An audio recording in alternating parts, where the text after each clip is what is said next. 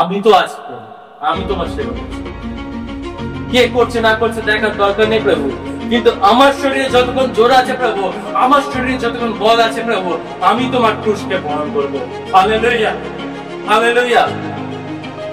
ঈশ্বর আমরা বলতে পারি প্রভু আর কেউ না গেলে প্রভু আমি একা তোমার ক্রুশকে বহন করে নিয়ে যাবো সেই সকল সমাজে, সেই সকল গৃহের মধ্যে, সেই সকল পরিবারের মধ্যে, এবং সেখানে গিয়ে আমি যিশুর নামে তাদের ক্রুশ থাকতে পারি। হালেলুয়া।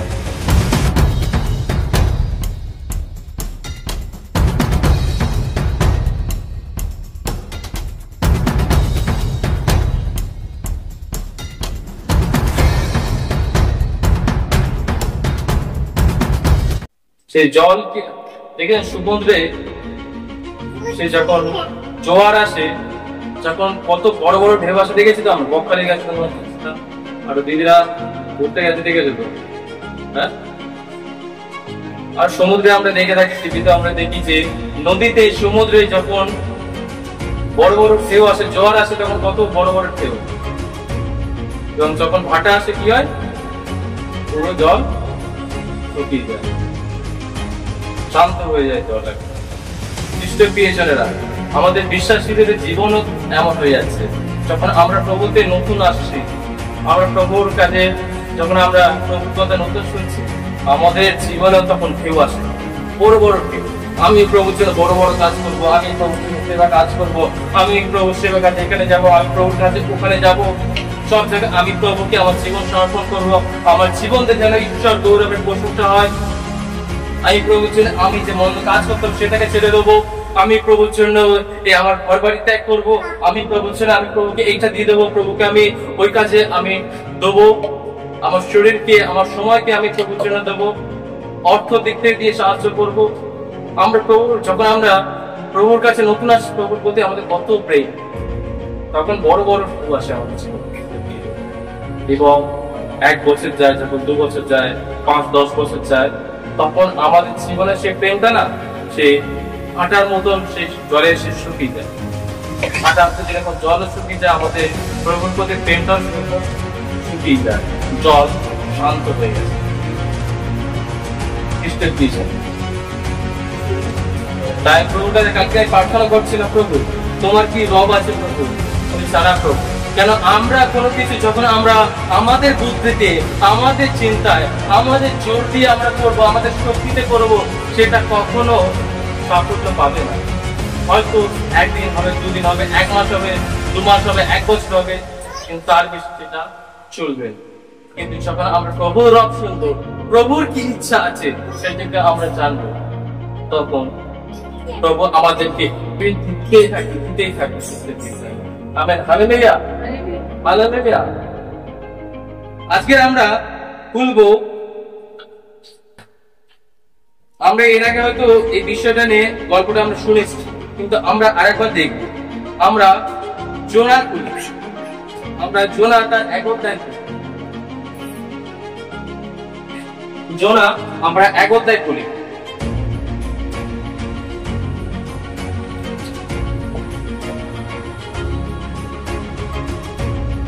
হালেলুয়া। আমরা জোনা 1 অধ্যায় খুলি, এবং সেখানে কিছু পদ আছে, আমি পাঠ করতে বলবো, যদি পাঠ করবো 1 থেকে কিছু পদ পাঠ করবো। সদাপ্রভুর এই বাক্য অমিত্রদের পুত্র জোনার কাছে উপস্থিত হইল। তুমি উঠো, নিনবীতে সেই মহানগরে যাও, আর নগরের বিরুদ্ধে ঘোষণা করো, কেননা তাহাদের দুষ্টতা আমার সম্মুখে উঠিয়াছে। কিন্তু জোনা সদাপ্রভুর সম্মুখ হইতে তর্শিসে পলাইয়া যাওয়ার নিমিত্তে উঠিলেন। তিনি জোফাতে নামিয়া গিয়ে তর্শিসে যাইবেন এমন এক জাহাজ পাইলেন। তখন জাহাজের ভাড়া দিয়া সদাপ্রভুর সম্মুখ হইতে নবীদের সহিত তর্শিসে যাইবার জন্য সেই জাহাজে প্রবেশ করিলেন। কিন্তু সদাপ্রভু সমুদ্রে প্রচন্ড বায়ু পাঠাইয়া দিলেন, সমুদ্রে ভারী ঝড় উঠিল, এমনকি জাহাজ ভাঙিয়া যাইবার উপক্রম হইল। তখন নাবিক প্রত্যেকজন আপন আপন দেবতাদের কাছে কাঁদিতে লাগিল, আর ভার লাঘবের নিমিত্ত জাহাজের মাল সমুদ্রে ফেলিয়া দিল। কিন্তু জোনা জাহাজের কোলে নামিয়াছিলেন। স্মরণ করিয়া ঘোর নিদ্রায় মগ্ন ছিলেন। তখন জাহাজের অধ্যক্ষ তাহার নিকটে আসিয়া কহিলেন, ওহে, তুমি যে ঘুমাইতেছ, তোমার কি হইল? উঠো, তোমার ঈশ্বরকে ডাকো। হয়তো ঈশ্বর আমাদের বিষয়ে চিন্তা করবে ও আমার বিনষ্ট হইবে না। Amen, amen. আমরা দেখলাম যে জোনা, সে অমিতের পুত্র, সে জোনার কাছে ঈশ্বরের রব খ্রিস্ট পেয়ে গেল। ঈশ্বর সে জোনাকে একটা আজ্ঞা দিল। বাইবেলে বলছে যে সেই সময় সেই নিনবী বলে একটা শহর ছিল। সেই শহরে লোকেরা অনেক শক্তিশালী ছিল এবং তারা অনেক রাজ্যকে, এমনকি অনেক দেশকে তারা প্রভুর কাছে ছিনিয়ে নিয়েছে। অনেক দেশের লোকের উপর অত্যাচার করেছে, অনেক লোককে মার্ডার করেছে, মেরেছে, অনেক হয়তো শিশুদেরকে, তার সে মাদেরকে সবাইকে হত্যা করেছে খ্রিস্টের পিছনেরা। এবং সেই সময় সব দেশ, সব রাজ্যের মধ্যে সেই নিনবী শহরের নাম ভয় পেত। সেই নিনবী শহরের নাম শুনলে সবাই সেই দেশে যেতে ভয় পেত, সবাই কাঁপত। তারা ভাবতো সেই দেশে যদি আমরা মারা পড়ব। সেই সময় সবার মধ্যে সেই নিনবী শহরকে নিয়ে খুব ভয় ছিল এবং সেই নিনবী দেশের লোকেরা তারা ঈশ্বরকে ডাকতো না এবং ঈশ্বরের বিরুদ্ধে সকল কাজ করত। ঈশ্বরের চোখে যেগুলো সকল পাপ, সেই সকল পাপ, সেই জিনিসগুলো তিনি করত, সেই রাজ্যের সব লোকেরা করত, সেই দেশের লোকেরা করত। এবং তাই ঈশ্বর সে ভাবলো, আমি এই নিনবী শহরকে ধ্বংস করব, আমি এই নিনবী শহরকে ধ্বংস করব। কারণ বাইবেলে বলছে আমাদের ঈশ্বর হলো সে পাপের ঈশ্বর নয়। আমাদের ঈশ্বরের মধ্যে একটুকু বলতে কোনো পাপ দেখাতে পারবে না। আমাদের ঈশ্বরে হলো আলোর ঈশ্বর, আমাদের ঈশ্বর হলো সত্যের ঈশ্বর খ্রিস্ট পেয়েছেন। তাই প্রভু বলল, প্রভু সেই নিনবী শহরকে ধ্বংস করবে, কিন্তু আমাদের প্রভু সবাইকে আগে একটা করে সুযোগ দেয়। খ্রিস্ট পেয়েছেন আমাদের প্রভু আমাদের সবাইকে প্রথমে ধ্বংস করে নাকি আমাদেরকে তিনি ভালোবাসে, আমাদেরকে তিনি সবসময় একটা সুযোগ দিতে চান, সুযোগ দেয় যেন আমরা সেই পাপ থেকে বেরিয়ে আসতে পারি। কারণ প্রভু চায় না কাউকে ধ্বংস করবে, প্রভু চায় না তার ক্রোধ কার উপর আসবে, প্রভু চায় না কেউ তার আশীর্বাদ থেকে বঞ্চিত হবে। তাই প্রভু সবাইকে সুযোগ দিয়ে থাকে। ঠিক সেইভাবে ঈশ্বর সেই নিনবী দেশে একটা সুযোগ দিতে চাইছিল। তাই জন্য সেই জোনাকে ঈশ্বর বলল, জোনা, তুমি সেই নিনবী শহরে যাও, সেই নিনবী শহরে প্রচার করো এবং তাদেরকে বলো, ঈশ্বর সদাপ্রভু তোমাদের উপর রেগে গেছে, ঈশ্বর সদাপ্রভুর সে বিরুদ্ধে তোমরা পাপ কাজ করেছো। তাই সে প্রভু সে 40 দিনের মাথায় তোমাদের সে দেশকে, তোমাদের সে রাজ্যকে ধ্বংস করে দেবে। জোনাকে প্রভু বলতে, জোনা যখন ঈশ্বর রবকে শুনল, জোনা সে ঘাবড়ে গেছে। প্রভু সে হয়তো সে মনে মনে ভাবছে, প্রভু তুমি আমাকে একই করতে বলছো, প্রভু তুমি তো আরো অন্য দেশে আমাকে যেতে বলতে পারছো, প্রভু এই নিনবী শহরকে তুমি বেছে নিলে। এই নিনবী শহর কত ভয়ঙ্কর রাজ্য, এখানকার সব লোকেরা কত সে হত্যা করেছে, কত সে পাপ কাজ করেছে। তুমি প্রভু এই দেশে আমাকে পাঠাতে চাইছো? সেই সোনা তখন ভয় পাচ্ছে, সোনা তখন ভয় পাচ্ছে এবং সে কি করলো, সে নিনবীতে ঈশ্বর যেতে বলেছে, সে কোথায় চলে গেছে? তরশীশে। ঈশ্বর তাকে যেতে বলেছে নিনবীতে, জোনা গেছে তরশীশে। খ্রিস্টের পেছনে সে ভাবছে, জোনা ভাবছে, না প্রভু তোমার এই আজ্ঞা মানে যাবে না প্রভু, আমি যদি যাই প্রভু সেখানে, সে নিনবীতে প্রচার করতে যায়, তোমার যদি নামকে নিয়ে যায়, ওরা আমাকে হয়তো মেরে ফেলবে, আমাকে হয়তো হত্যা করবে। আমরা খ্রিস্ট প্রিয়জনেরা অনেক সময় আমরা ভাবি না, অনেক সময় আমাদের আমিটাকে আমরা চাই, প্রভু তো বলছে বলুক, কিন্তু প্রভু আমি কেন? আমি আজকে বাক্যর শিরোনাম রেখেছি, আমি কেন? হালেলুয়া। আমরা সবাই বুকে হাত রেখে বলি আমি কেন? বলি আমি কেন? হালেলুয়া। সেই সময় জোনা সে প্রভুকে হয়তো বলছে, প্রভু আমি কেন প্রভু, আমি কেন প্রভু সেই দেশে যাব প্রভু, আমি কেন সেখানে গিয়ে হত্যা হবো, আমি কেন প্রভু সেখানে গিয়ে কষ্ট সহ্য করব? আর কেউ নেই প্রভু, আর কোন দেশ প্রভু পেলে না। সেই ঈশ্বর তাকে সেই দোষী, সে নীরবিতে যেতে বলছে, সে দোষী পালিয়ে যাচ্ছে। সে বলছে থাক প্রভু, প্রভু আজ্ঞা থাকুক তো প্রভু, সে বাক্য থাকুক তো, সেই লোকরা মরবে মরুক তো, আমি কেন, আমি থাক, আমি সে দোষী চলে যাবো, প্রভু আমাকে আর আটকাতে পারবে না। আরো লোকেরা আছে, তাদেরকে ঈশ্বর ব্যবহার করবে, আমি কেন সেখানে মানা করবো, আমি কেন? সে দোষী, সে পালিয়ে যাচ্ছে। আমরা অনেক সময় প্রভুকে বলি না, ঈশ্বর আমাদেরকে কোনো রব দিলে, ঈশ্বর আমাদেরকে কোনো আজ্ঞা দিলে, সেইগুলো আমরা মানি। আমরা অনেক সময় নিনবে যাওয়ার বদলে আমরা কি করি, দোষ শিখেছি। প্রভু আমাকে বলছে ওই দেশে গিয়ে প্রচার করো, ওই পরিবারের মধ্যে গিয়ে প্রচার করো, তোমার সে পাশে যে যার সাথে তুমি কথা বলো না 10 বছর, তাদের মধ্যে গিয়ে প্রচার করো যিশুর নাম।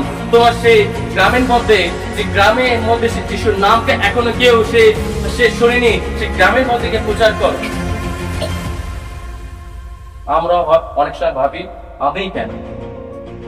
প্রভুকে বলি প্রভু না, প্রভু আমি শিখতে পারবো।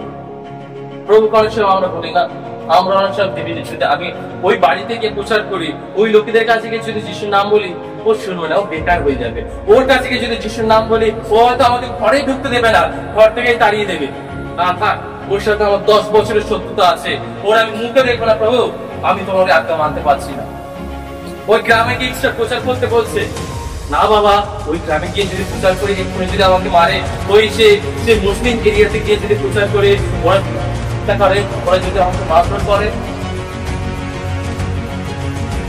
আমরা ভয় পেয়ে যাই, আমরা থেমে যাই। আমরা প্রভুকে বলি আমি আজকে প্রভু বলছে তুমি সে সকালবেলা উঠে চারটে যাও, তুমি সেই আজকে সে সকাল থেকে উঠে সে বাইবেলে পাঠ করো, বাইবেলে বাক্য ধ্যান করো। প্রভু আরো তো শিষ্য আছে, আজকে কাজ আছে প্রভু, আজকে থাক, আজকে শুনবো না। আমরা প্রভু সেই কথাটা করি, আমরা গ্রাহ্যই দিই না।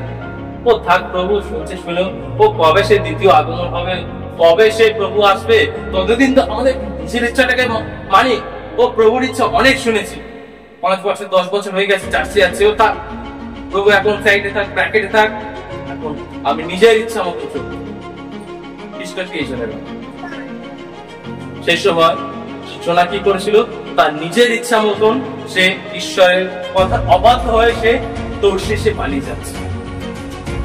এবং সেই দোষে সে যখন নৌকায় উঠল, সে পরে বলে কি বলছে, সে যখন সে দোষে সে পালিয়ে যাওয়ার জন্য সে জাহাজে উঠলো, যার ফলে বলছে কিন্তু সদাপ্রভু সমুদ্র প্রচন্ড বায়ু দিলেন ও সমুদ্র ভারী জ্বরে উঠিলে, এমনকি জাহাজ ভাঙা যাইবার উপক্রম। ঈশ্বরের সে আজ্ঞাকে সে শোনা শুনলো না, কি হলো, তার সেই জীবনে তখন ঝড় আসলো। সে জাহাজের মধ্যে সে যখন উঠলো, সে ঈশ্বরের বাক্য না মানে সে জাহাজের মধ্যে উঠলো, এবং বাইবেলে বলছে সেই সমুদ্রের মধ্যে তখন এত পরিমাণে ঝড় আসলো, সে জাহাজ সে ভেঙে যাওয়ার পরিস্থিতি হইলো, সে জাহাজ তখন সে ডুবে যাওয়ার সে পরিস্থিতি হইলো, এত ঝড় আসলো। আমরা অনেক সময় না ঈশ্বরের বাক্য থেকে যখন আমরা আপোষ করে ফেলি, তখন আমাদের জীবনেও তখন ঝড় আসে, আমাদের জীবনেও তখন সে পতন আসে। আমরা অনেক সময় দেখেছি প্রভু যে আমরা যখন আমরা নতুন প্রভুর কাছে এসেছিলাম, প্রভুকে বিশ্বাস করতাম, অনেকবার আমরা সেই জগতে আমরা মিশে গেছিলাম, জগতে সে ফের আবার কাজ করে চলে গেছিলাম, আমাদের সে জীবনে আমরা জীবনকে আমরা দেখেছি খ্রিস্ট দিয়েছিল।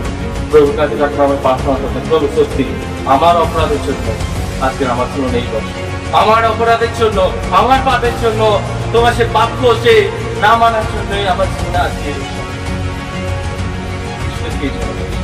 সেই সময় পাঁচ পদে বলছে তখন নাবিকেরা দ্রুত হইল, প্রত্যেকজন আপন আপন দেবতার কাছে কাঁদিতে লাগিল আর আর ভারও ফেলিয়া দিল। কিন্তু জোনা জাহাজের কোলে নামাইয়া ছিল শয়ন করিয়া ঘোর নিদ্রায় মগ্ন ছিল।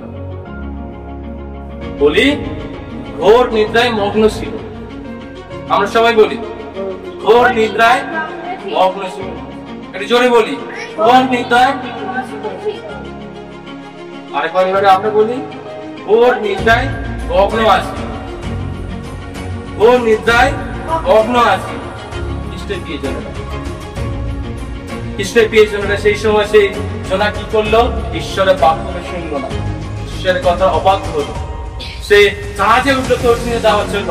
তার সে সমুদ্রের মধ্যে এত পরিমাণে ঝড় এসেছে, সে এত পরিমাণে সে ঝড় হচ্ছে, সে জাহাজ ডুবে যাওয়ার পরিস্থিতি হলো। কিন্তু বাইবেল কি বলছে? সেই জোনা নিদ্রায় মগ্ন ছিল।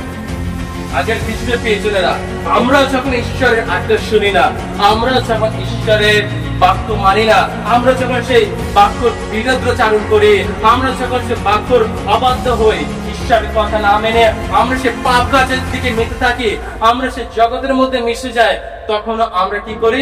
নিদ্রায় মগ্ন হয়ে যায়। আমরা তখন ঈশ্বরের রব আমাদের হয়তো কানে আসে, কিন্তু আমরা সেটাকে আমাদের সে কার্যে ব্যবহার করতে চাই। কেউ একজন বলে যে তুই এটা করিস না, এটা পাপ কাজ। কেউ একজন বলে যে তুই এটা করিস না, এটা ঈশ্বরের চোখে সে পাপ। কিন্তু আমরা তখন কি করি? নিদ্রায় মগ্ন হয়ে থাকি, আমরা সেটাকে শুনতে পাই।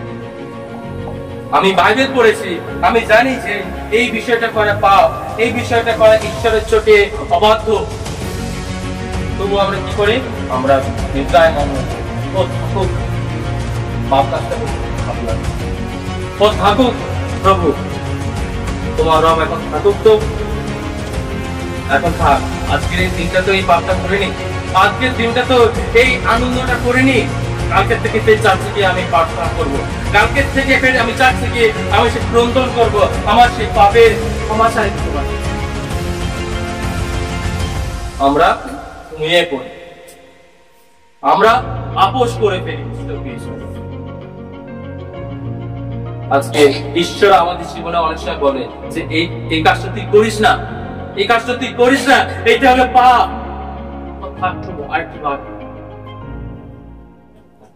কালকে থেকে আর করবো না, আরেকটি বার প্রভু ক্ষমা করে দাও, আর করবো না এই পাপ।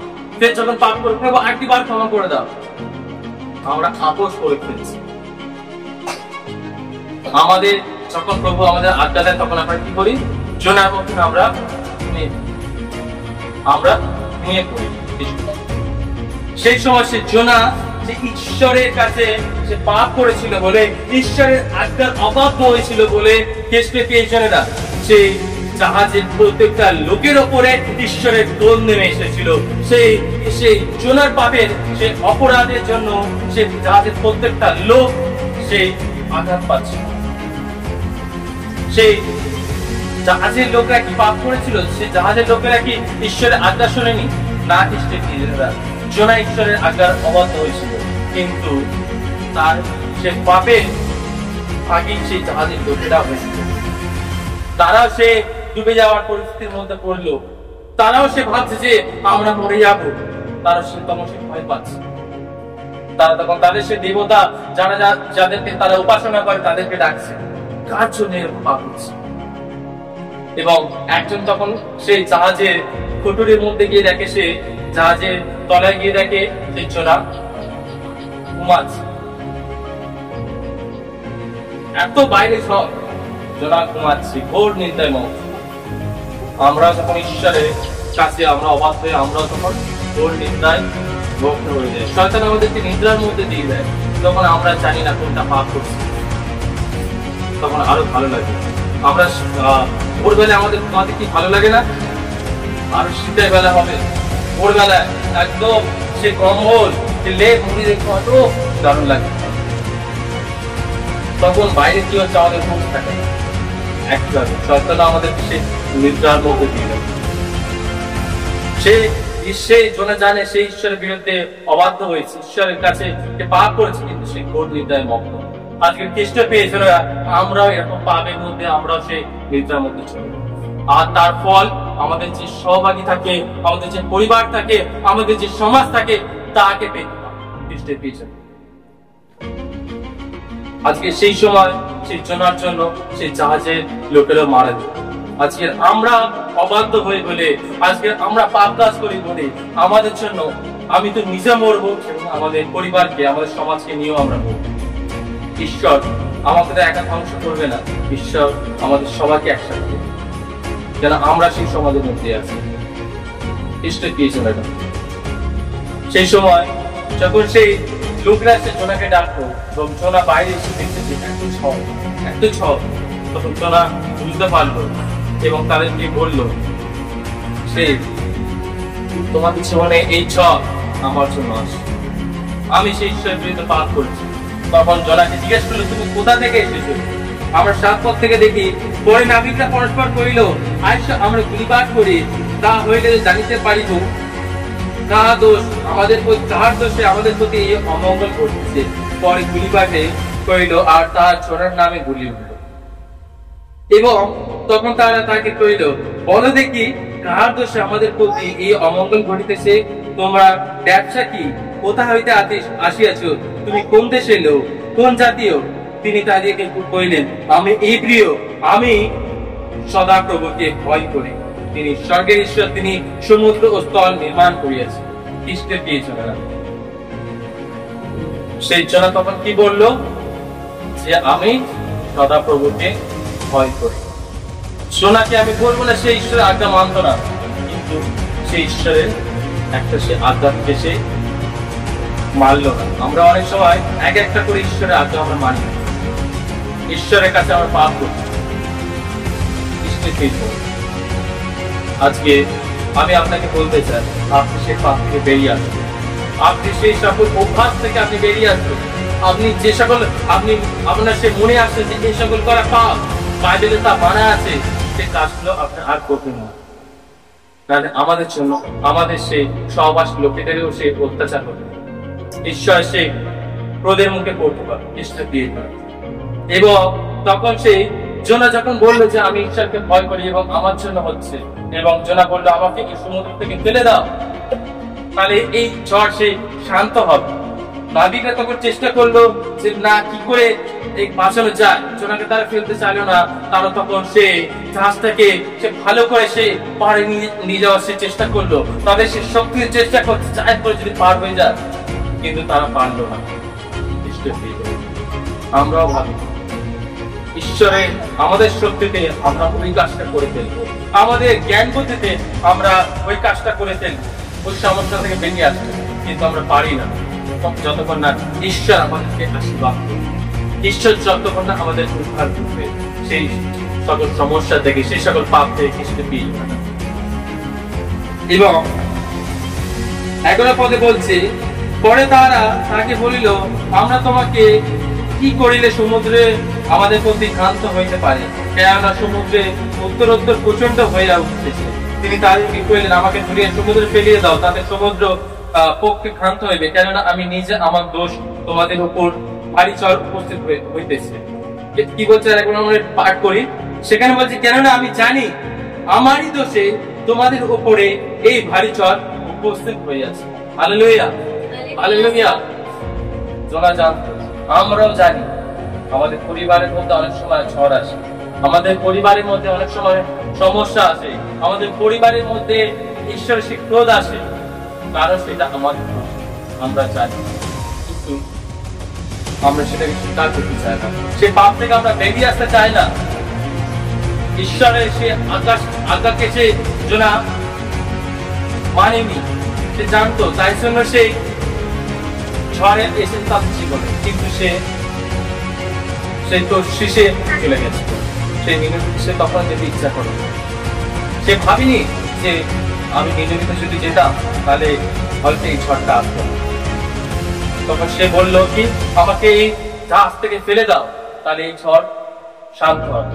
তখন লোকেরা আর কোনো উপায় না দেখে সে জোনাকে সে জাহাজের মধ্যে থেকে ফেলে দিল, এবং তখন সে ঝড় শান্ত হয়ে গেল। জোনা কি সেই সময় সে নদীতে পড়ে মারা গেছে খ্রিস্টের 30 জনেরা?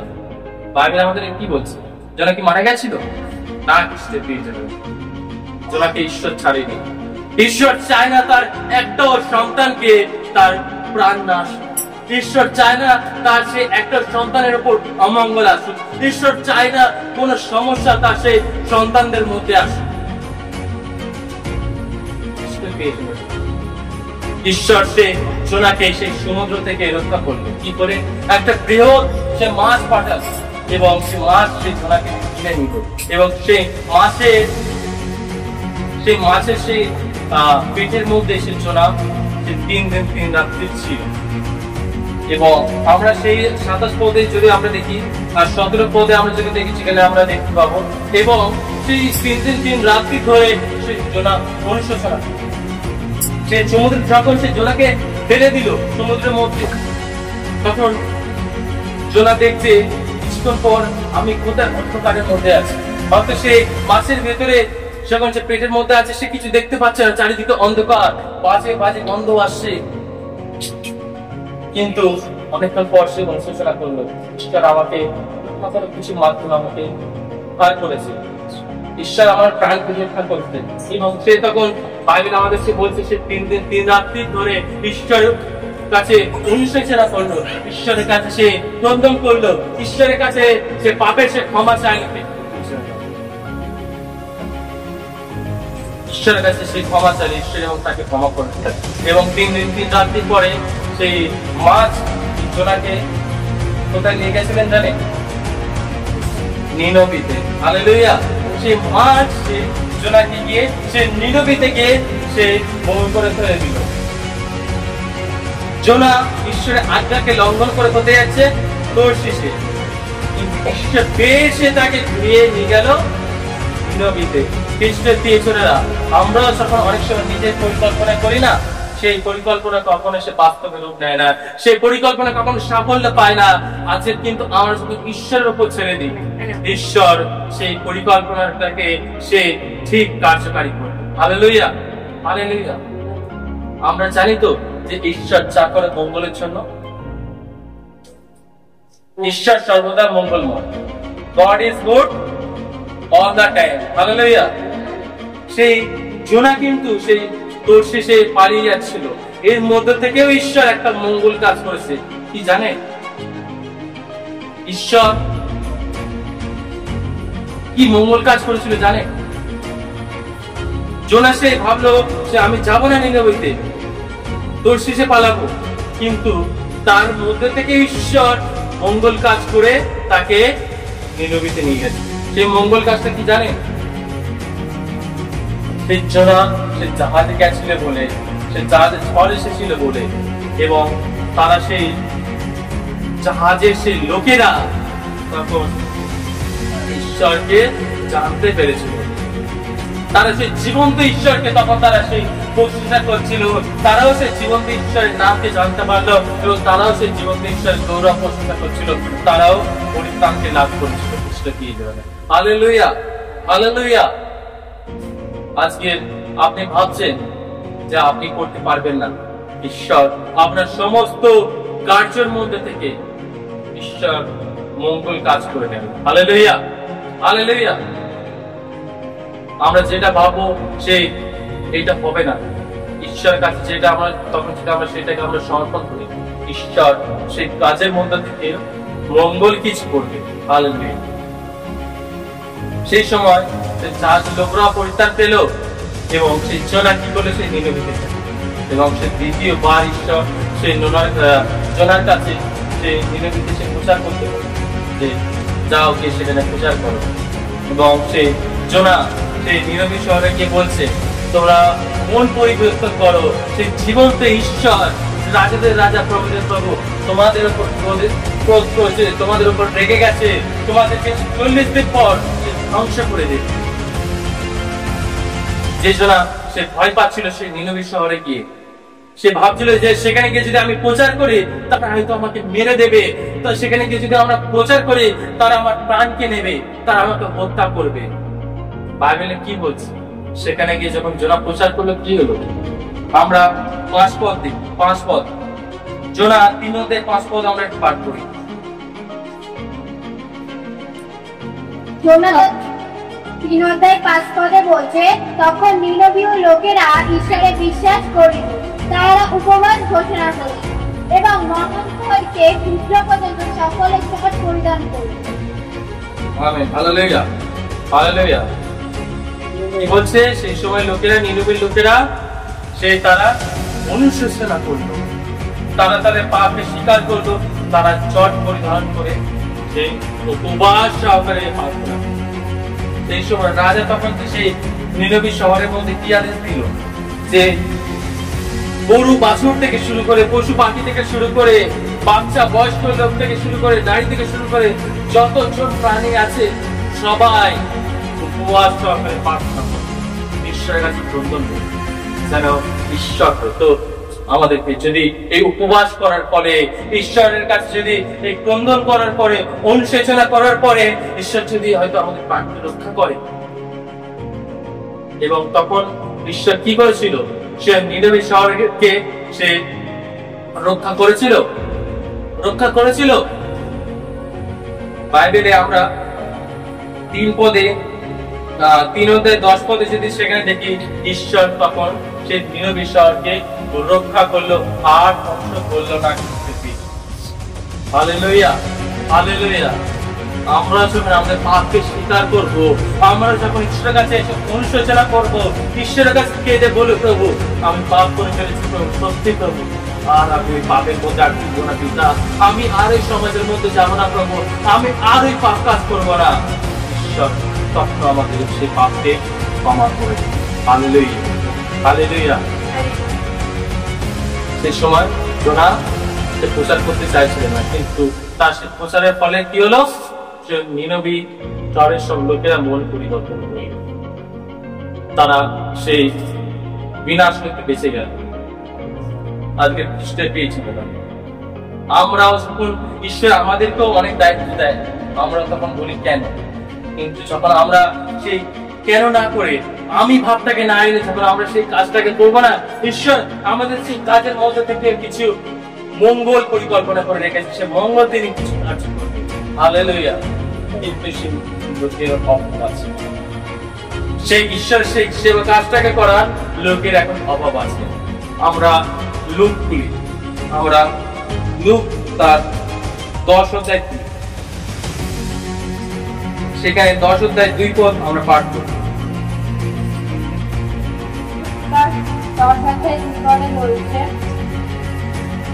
তিনি তাহাদিগকে বলিলেন, শস্য প্রচুর বটে, কিন্তু কার্যকারী লোক অল্প। শস্য ক্ষেত্রে স্বামীর নিকটে প্রার্থনা করুন, যেন তিনি নিজের শস্য ক্ষেত্রে কার্যকারী লোক পাঠাইয়াছেন। Amen, hallelujah. লুক তার 10 অধ্যায় 2 পদে কি বলছে? শস্য ক্ষেত প্রচুর আছে, কিন্তু সে কাঠার লোক অল্প। খ্রিস্ট দিয়েছে না।